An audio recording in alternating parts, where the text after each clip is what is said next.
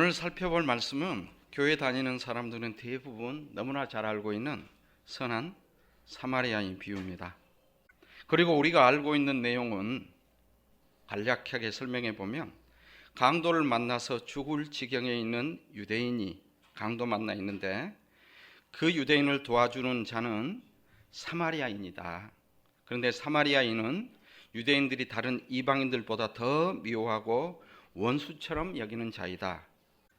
그렇게 유대인들이 미움을 받는 사마리아인이었음에도 불구하고 죽을 지경에 있는 유대인을 도와줌으로 그 강도 만난 자의 이웃이 된 것처럼 우리들도 원수까지 사랑하는 예수님의 말씀을 따라서 이웃을 사랑하는 삶을 사는 것이 바로 성도의 삶이 되어야 한다는 그런 설교를 지금까지 여러분들은 듣고 있었고 그렇게 살아야 된다고 알고 있고, 방금 우리가 읽어봐도 자비를 베푼 자가 이제 그 이웃이니까 너도 가서 이렇게 해라, 그러니까 사랑하고 자비 베푸는 거구나, 이렇게 알고 있었을 것입니다. 그래서 여러분들이 눈이 떠여 있잖아요. 이제 여러분들이 소경인 것을 보여주겠습니다.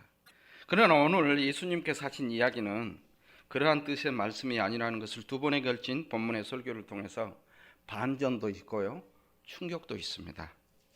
우리가 어떤 것을 너무 잘 알고 있다는 것은 그 선입관이 어떤 경우에는 그 사건이나 이야기를 잘 모르게 하는 걸림돌이 된다는 것을 오늘 본문인 선한 사마리안 비유를 통해서도 깨닫게 될 것입니다.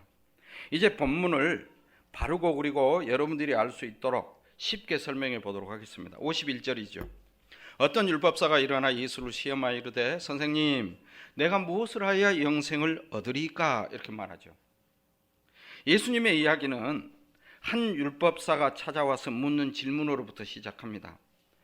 그런데 이 율법사는 어떤 일을 하는 사람이냐 하면, 율법사는 하나님의 말씀인 구약, 율법을 이제 연구하고 그 연구한 하나님의 말씀을 어떻게 하면 사람들이 실생활에서 잘 지키고 적용할 것인가를 연구하고 가르치는 사람입니다. 그래서 이 율법사는 율법에 대해서 어떠한 관점을 가지고 있겠습니까? 인간이 하나님의 율법을 잘 지키고 충성하면 범사에 잘 되고 영생이라는 천국에 가게 되고, 반대로 하나님의 말씀인 율법을 잘 지키지 않으면 그 율법에 기록된 그 저주를 받고 결국은 지옥에 간다는 확신과 믿음을 가지고 가르치고 살고 있는 자입니다. 결국 이 율법사도 하나님의 율법을 지키는 그 인간의 그 행함이 기준이 되어서, 인간의 행함이 기준이 되어서 축복과 저주 그리고 천국과 지옥이 결정된다는 믿는, 그렇게 믿고 있는 바리새인들, 서기관들, 또 모든 유대인들 똑같은 사고방식이에요. 그리고 오늘 우리들도 마찬가지죠. 안 믿는 사람도 마찬가지예요. 이방 종교도 마찬가지예요. 너가 열심히 그 불교면 불교, 이슬람이 이슬람 그 교리대로 열심히 지켜서 네 행위를 보여야 극락을 가든 천국을 가든 좋은 곳을 가든 그렇게 되어진다, 이렇게 가르치죠. 지난 설교에도 볼 수 있는 것처럼 모든 인생들의 이 선악과 따먹고 나는 인간들의 그 삶의 목적과 사고방식은 너 인생은 너 거니까, 그리고 너 인생은 너한테 달려있어, 너 하기 나름이야, 이거라는 것입니다. 이렇게 인간의 행함을 기준으로 해서 모든 것이 결정되기 때문에 이 율법사가 예수님께 어떻게 행하며 영생을 얻습니까? 당연한 질문이죠. 어떻게 행동을 해야 영생을 얻고 천국을 가게 됩니까? 이 말이에요. 어떻게 하면 영생을 얻습니까? 라는 말은 어떻게 하면 천국에 갈 수 있습니까? 이 말입니다. 다시 말하면 내가 어떻게 행동을 해야 영생을 얻고 천국에 들어갈 수 있습니까? 이 말이죠. 우리에게 너무 자연스럽죠. 그런데 이 율법사가 예수님께 질문한 그 의도가 무엇이냐면 예수님을 시험하기 위해서입니다. 테스트. 뭐라고 테스트해요? 나 다 알고 있어. 하나님의 말씀이 율법을 잘 지키면 영생을 얻고 천국 가고, 부자 나사로 부자 이야기 같으면 이 땅에서도 범사에 잘 되고 천국 가서도 큰 상급 받고 잘 되는 거고, 하나님의 율법인 하나님의 말씀을 안 지키면 이 땅에서도 고난받고 저주받고 지옥 간다. 이런 걸 나 다 알고 있다. 그런데 예수님을 테스트하기 위해서 던졌다는 말은 너 수준을 한번 점검해 보자. 여러분도 항상 점검하잖아요. 누구를 만나면. 너가 나하고 놀 수 있는 수준이 되는가? 우리는 다 그런 점검을 해서 놀아요. 그래서 교회가 그 교회에서 그런 것도 만들어주죠. 법조인 모임, 무슨 선생들 모임. 그래서 친목회 만들어서 못 빠져나가게. 이건 교회 아닙니다, 여러분. 교회는 빈부, 기천 모두가 예수의 머리로 하나 되는 것이지, 그렇게 구획을 정해져 가지고 끼리끼리 모여라, 이 말은 친목회 판을 벌려서 여기서 빠져나가면 안 된다 이거예요. 그 판을 만들어주면 또 뭐가 얽히겠어요? 축의금도 내고 부조금도 내고 이걸로 얽혀가지고 못 빠져나갑니다. 내 돈 때문에. 성도들 교회에서 못 빠져나가는 방법 기가 막힌 두 개가 있어요. 어떻게든 그 교회에 엄청난 돈을 헌금하게 만듭니다. 그 돈 아까워서 못 빠져나갑니다. 두 번째, 모든 종교에는 체험이 있어요. 불교도 마찬가지고 막 부흥해서 돌려버리면 체험하게 됩니다. 그래서 그 교회에서 어떤 이상한 걸 보고 체험을 했으면 절대 그 교회 못 떠납니다. 왜요? 체험했거든요. 그래서 이 율법사가 테스트를 합니다. 너 수준을 한번 점검해보자. 너 좀 옳은 이야기 한다는 소문이 있는데 나하고 놀 수 있는 수준인가? 나하고 이야기 상대가 되고 친구 삼아도 될 정도인가? 내가 너 한번 테스트해보겠다 그거예요. 좀 더 자세히 설명하면 자기가 하나님의 율법인 말씀인 율법의 전문가이기 때문에 율법을 잘 지키며 영생을 얻고 천국 가게 된다는 것을 이미 자기는 알고 있습니다. 그럼에도 예수님께 어떻게 하면 영생을 얻을 수 있어요? 이 질문을 하는 것은 예수님의 수준 점검.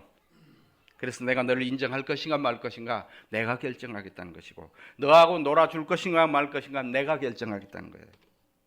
이러한 율법사의 태도를 모르겠습니까? 예수님이 다 알죠. 다 알아요. 그럼에도 그러한 사사로운 일에는 예수님이 신경을 안 써요. 왜 그렇습니까? 선악과 따먹은 아담의 후손들은 다 자기중심적인 자들로서 자기를 높이는 것은 당연한 일이기 때문이에요. 그러한 것에 대해서 특별하게 생각하지 않고 그럴 수밖에 없는 당연한 것이기에 별 관심을 안 갖습니다. 그러면서 예수님은 그냥 그러려니 한 게 아니고요, 이걸 인정을 하면서 자기 오신 목적의 일을 반드시 짚고 넘어갑니다. 자기가 오신 목적, 자기가 오신 이유, 자기가 무슨 일을 할 것인가는 절대로 양보하지 않습니다. 상대방이 듣든 말든 양보하지 않습니다. 어찌됐든 그 일은 이룹니다. 성령이 함께하기 때문이에요. 하나님의 뜻만 이루러 오셨기 때문이죠. 자기 뜻이 아니고. 다시 말하면 주님 자신의 자존심 같은 건 신경 쓰지 않고 오직 하나님의 뜻을 행하려 오신 그 일, 어떠한 상황에서도 그 일을 말씀하십니다. 우리는 자존심이 상하면 어쩌습니까? 하나님의 뜻이고 뭐고 다 뒤집어 엎어버리죠. 그것이 우리의 자존심이 우선이에요. 내가 먼저다니까요. 우리는 예수님과 그래서 달라요.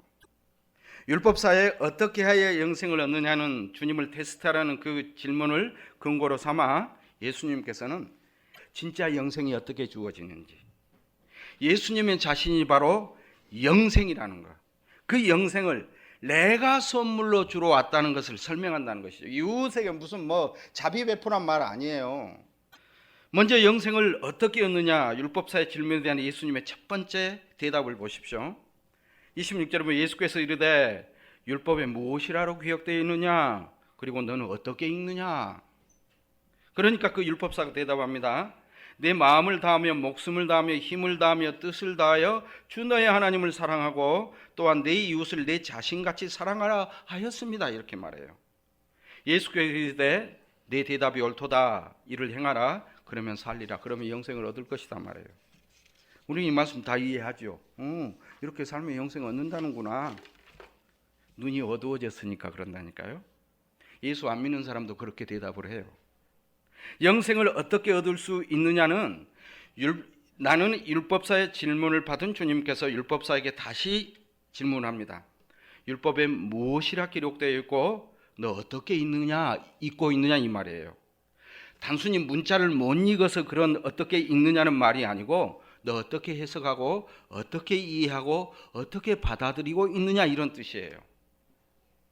그러자 율법사가 마음을 다하며 목숨을 다하며 힘을 다하며 뜻을 다하며 주 너의 하나님을 사랑하고 또한 내 이웃을 내 자신같이 사랑하라 하였습니다. 이렇게 말하죠.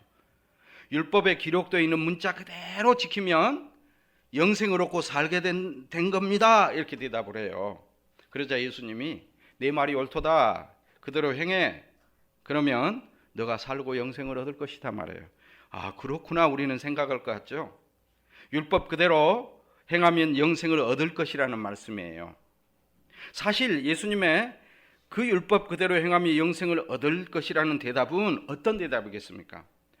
그 율법 그대로 완벽하게, 완전하게, 온전히 한 점 흠도 없이 다 지켜야 영생을 얻는다는 겁니다. 그런데 이런 예수님의 말씀을 이해하지 못하고 그냥 그가 알고 있는 대로 늘 보이는 것이, 눈에 보이는 것이 사람밖에 안 보이니까 저 인간하고 나하고 비교해서 그래도 이 정도는, 우리가 이 정도는 저 사람보다 내가 좀 낫잖아, 이 정도, 자기 형편도 생각하고 이 정도, 그가 최선을 다하여 지키는 데까지, 그리고 내 마음이 하려고 하는데 육신이 안 된다, 또 그렇게 이 말씀도 이용하면서 그런 인간적인 사고방식으로 율법을 이해하고 있는 율법사였기에 예수님의 그대로 행하거라 그러면 살리라 대답을 듣고서도 내가 그거 어렸을 때부터 일찍부터 그렇게 지키고 있어요 속으로 생각을 하고, 예수님이 뛰어난 지혜의 사람이 별로 아니구나 이렇게 판단해요. 나도 다 아는 거 뭐 어렸을 때 다 지키는 거 되풀이하고 있네, 별거 아니네. 그러면서 자기 자신은 썩 괜찮은 사람이라는 것을 또 드러내 보이기 위해서 예수님이 하나의 질문을 더 던집니다. 29절이죠. 그 사람이 자기를 옳게 보이려고, 나 대단한 사람이야, 이 정도는 돼야지, 이걸 드러내기 위해서 예수님께 질문을 또 던집니다. 그러면 내 이웃이 누구요? 이 말입니다. 내 이웃이 누군가 말씀만 하시면 내가 곧바로 달려가서 그에게 자비와 사랑을 딱 베풀어서 내 영생을 유지하고 더 완전케 할 겁니다, 이 말이에요. 나 이렇게 잘났어요. 말씀만 하세요. 항상 준비되어 있습니다. 나는 이렇게 하나님의 율법을 지금까지 잘 지켜왔고 지금도 하나님의 율법을 따라 살려고 항상 준비된 정말 괜찮은 존재예요, 이런 말이에요.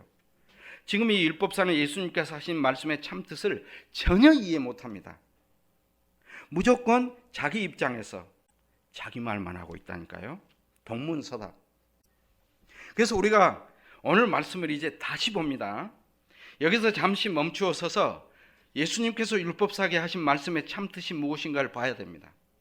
예수님께서 잘난 척하는 율법사에게 율법에 기록된 대로 그대로 행하라는 말씀은 율법사 자기가 생각하고 있는 것처럼 하는 데까지 최선을 다하면 된다는 자기 입장에서 그런 말씀 아니에요. 예수님께서 율법에 기록된 대로 그대로 지켜 행하라 그리하면 영생을 얻으리라는 말씀은 온전히 완벽하게 하나도 흠이 없이 다 지켜야 된다는 것입니다. 그래야 영생을 얻는다는 것입니다. 이제 그 율법의 내용을 자세히 보겠습니다.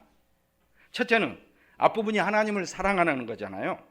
하나님을 사랑하는데 어떻게 사랑하라고 합니까? 마음을 다하여, 목숨을 다하여, 힘을 다하여, 뜻을 다하여, 빼도 박도 못해요. 여기서 인간의 한계를 느낍니다. 먼저 마음을 다하여 하나님을 사랑하는 말씀, 우리 마음 다해서 드리면 되구나 생각하죠. 온 마음을 다해야 됩니다. 온 마음을 다해서 하나님을 사랑한다는 말은 그 온 마음 속에 내 자신에 대한 마음, 내 자신에 대한 사랑의 마음이 조금이라도 들어있으면 안 되는, 오직 하나님께 대해만 온전한 사랑의 마음이 있어야 돼요. 보다 더 쉽게 말하면 내가 이렇게 하나님을 사랑해서 예배도 잘 드리고 말씀도 지키고 하니 하나님도 나를 사랑해 줄 것이라는 그 나에 대한 마음이 하나도 있으면 안 된다는 것입니다.